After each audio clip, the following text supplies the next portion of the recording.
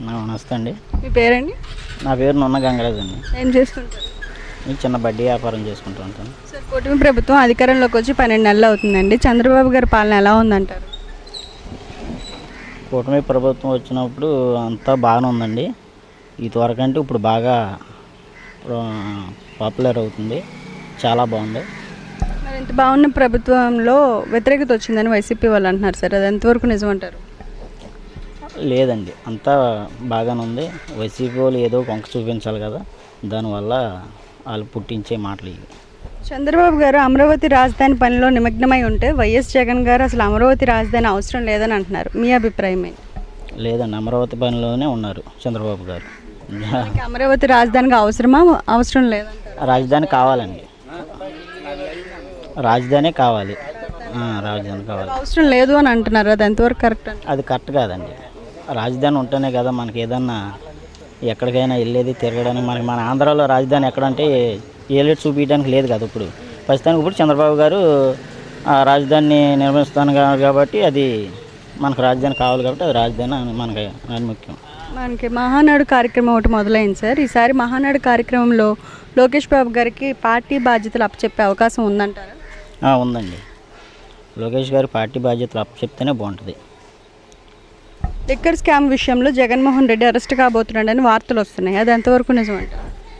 100% అది స్కామ్ జరిగింది కాబట్టి అరెస్ట్ అవుతారని. స్కామ్ జరిగిందంట. లిక్కర్ స్కామ్ గ్యారంటీ జరిగింది.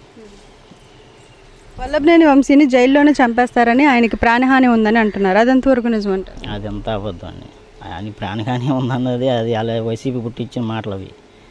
వాళ్ళు చేసేది తప్పు చేశారు కాబట్టి జైల్లో ఉన్నారు అంతవరకే. కానీ ప్రాణహాని ఉందంటే వాళ్ళు వైసీపీలో ప్రాణహాని ఉందని చెప్తున్నారు అంత తప్ప టీడీపీ వాళ్ళు అంత బాగానే చూస్తున్నారు. కాకపోతే అది శిక్ష అనిపిస్తున్నారు అంతే. అది ఈసారి అధికారంలోకి వచ్చేది మేమే, అధికారంలోకి వచ్చిన తర్వాత అందరికీ సినిమా చూపిస్తామని జగన్ వ్యాఖ్యలు చేస్తున్నారు. మీ అభిప్రాయం? అదంతా జరిగే పని కాదండి. ఇప్పుడు 4 ఏళ్ళు ఉంది కదా, ఇంకా ప్రస్తుతానికి ఇంకా సంవత్సరం కూడా అవ్వలేదు. చూపిస్తానన్నది చాలా టైం ఉంది కాబట్టి ప్రస్తుతానికి చంద్రబాబు గారు చేసే అభివృద్ధిని బట్టి, చేసే సంక్షేమ పనులు బట్టి అంతా బాగుంటుంది కాబట్టి నెక్స్ట్ కూడా మళ్ళీ చంద్రబాబు గారే వచ్చే అవకాశాలు ఉంటాయి. దాన్ని మనం జగన్ గారు ఉన్నప్పుడు పథకాలు ఏర్లే పారాయంట సార్, ఇప్పుడు అసలు పథకాలు ఇవ్వట్లేదని ప్రజలు అసంతృప్తిగా ఉన్నారంట, అదెంతవరకు నిజం అంటారు? జగన్ గారు ఉన్నప్పుడు ఏలుపార్లు అయ్యానంటే ఏలుపార్లు చూపించారు. అట్లాగే మన మీద కూడా కరెంటు బిల్లు మీద కానీ ట్యాక్సుల మీద చెత్త పనుల మీద అన్నీ చూపించారు కాబట్టి జనాలకి అర్థం కాక కొంతమంది వైసీపీలు పుట్టించిన మాటలు అవి. అదేం కాదు, ఇంకా సంవత్సరం అవ్వలేదు కాబట్టి జూన్ నెల లోపల నుంచి స్టార్ట్ చేస్తారు. అమ్మఒడి కాడ నుంచి బస్సు ఫ్రీ అన్నది కాడి నుంచి అన్నీ స్టార్ట్ చేస్తారు కాబట్టి అవి వదిలిన కాడ నుంచి ఆ జనాలకి తెలుస్తుంది. చంద్రబాబు గారు మంచితనం చేసింది అన్నది, జగన్ మంచితనం చేసింది అన్నది అప్పుడు చూపిస్తారు. అంతా మంచిగా జరిగిద్దని చంద్రబాబు గారి మీద మా అభిప్రాయం.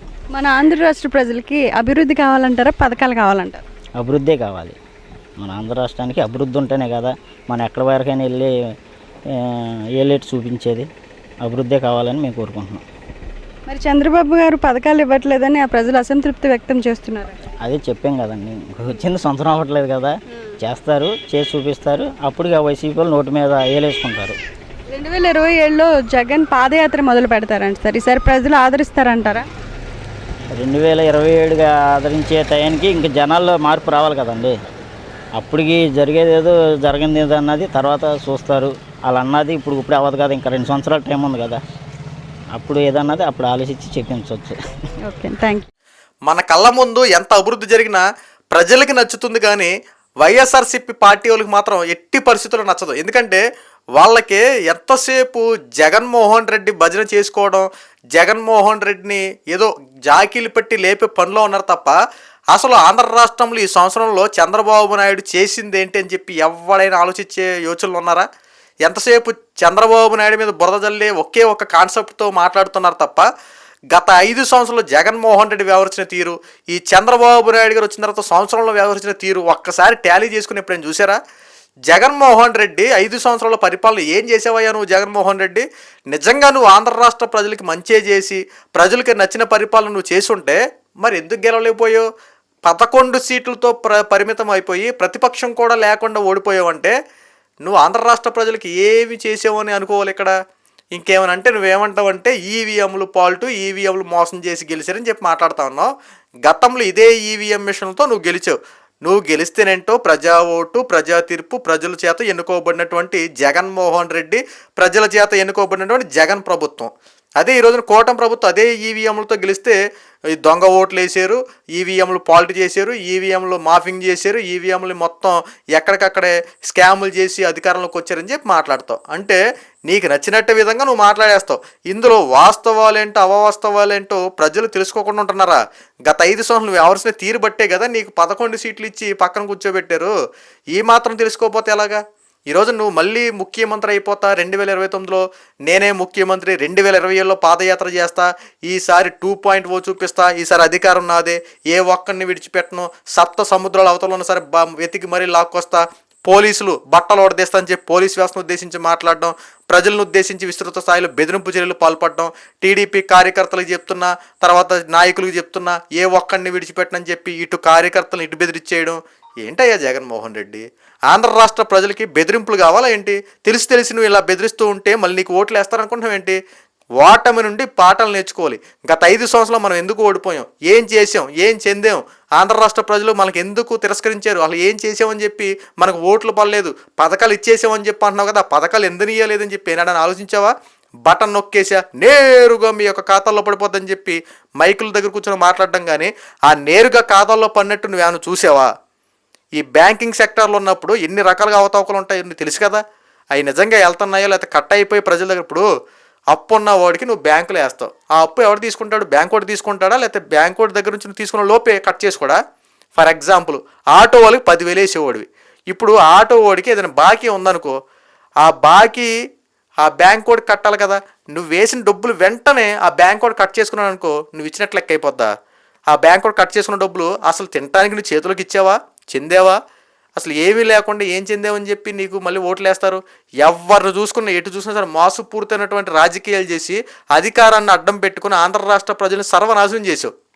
ఉద్యోగ అవకాశాలు లేవు, ఉపాధి లేదు, ఆంధ్ర రాష్ట్ర ప్రజల్ని మళ్ళీ ఆర్థిక వ్యవస్థలో నెట్టేసావు. 5 సంవత్సరాలు నరకయాతన చూపించి మళ్ళీ నేను ముఖ్యమంత్రిని అయిపోతా, నేనే అధికారం, ఈసారి 2.0 చూపిస్తానంటే ఎవరు నమ్ముతారు నీ మాటలో? ఇచ్చిన అవకాశాన్ని సద్వినియోగం చేసుకోలేదు. ఏదో ఒక్క ఛాన్సు రాజన్న బిడ్డ రాజన్నలా పరిపాలన చేస్తాడు, రాజశేఖర్ రెడ్డి లాగా పరిపాలన చేసి అందరు మనల్ని పొందుతాడని చెప్పి అవకాశం ఇస్తే ఏం చేసావయ్యా నువ్వు?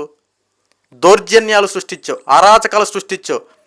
అసలు మాస్క్ అడిగినందుకు దళిత డాక్టర్ని ఎంత దారుణంగా చిత్రహింసలు చేసి చంపేశావు, డోర్ డెలివరీ చేయించావు, ఎంత దారుణంగా ఎస్సీల పట్ల ఎంత దారుణంగా వ్యవహరించావు, కులాల మధ్య చిచ్చు పెట్టి రాజకీయాలు చేసావు. ఈ రోజున మళ్ళీ నేను అధికారంలోకి వచ్చేస్తానని చెప్పి మాట్లాడుతుంటే ప్రజలు ఓట్లేరయ్యా జగన్మోహన్ రెడ్డి. ఏనాడైతే నువ్వు ప్రజలకు ఇచ్చినటువంటి వాగ్దానాలు నెరవేర్చకుండా పక్కన పెట్టావో ఆనాడే నీ యొక్క పార్టీని కోకట వేలతో పెగలించాలని చెప్పి ప్రజలు ఆలోచపడ్డారు. ఎందుకంటే ప్రజలు ఒకటి మాత్రం తెలుసుకున్నారు, ఎందుకంటే నీ మొహం మీద ఎవరైనా సరే తిట్టారనుకో వదిలిపెట్టావు కదా, ఇదిగో పలానా టీడీపీ పార్టీ వాడు పలానా వాడు తిట్టాడని చెప్పి నీ యొక్క అనుచరులు గుర్తుపెట్టుకుంటారు కాబట్టి, వాంటెడ్గా టార్గెట్ చేస్తున్నారు కాబట్టి ప్రజలు కూడా జగన్మోహన్ రెడ్డి నీకే ఓటు, మీ పార్టీకే ఓటు, ఫ్యాన్కే గిరగిరి తిప్పుతామని చెప్పి ప్రజలు చివరి క్షణం వరకు ఎదురు చూశారు. చివరాఖరికి ఏమైంది? అబ్బో జగన్మోహన్ రెడ్డిని డైరెక్ట్గా ఎదుర్కోలేము, ఓటు అనే ఆయుధంతో బుద్ధి చెప్పాలి, ఎలాగైతే పని అవుదని చెప్పి ఓటు అనే ఆయుధంతో నీకు బుద్ధి చెప్పి అధికారం నుండి పక్కకు గింటారు. లేదంటే ఋషికొండ ప్యాలెస్ని గుండు కొట్టినట్టు ఆంధ్ర రాష్ట్రాన్ని గుండు కొట్టేసి ఈసారి ఈ సంవత్సర పరిపాలనలో మొత్తం ఈ కరెంటు బిల్లు ఛార్జీలే కానీ లేదంటే నిత్యావసర రేట్లు కానీ డబుల్లో 3 అయిపోయి ఎట్టి పరిస్థితుల్లో నువ్వు ఉండటమైతే ఇలాగే జరిగేది. ఆర్థిక నేరస్తుల్లో మనం కూడా ముందు స్థానంలో ఉండేవాళ్ళం.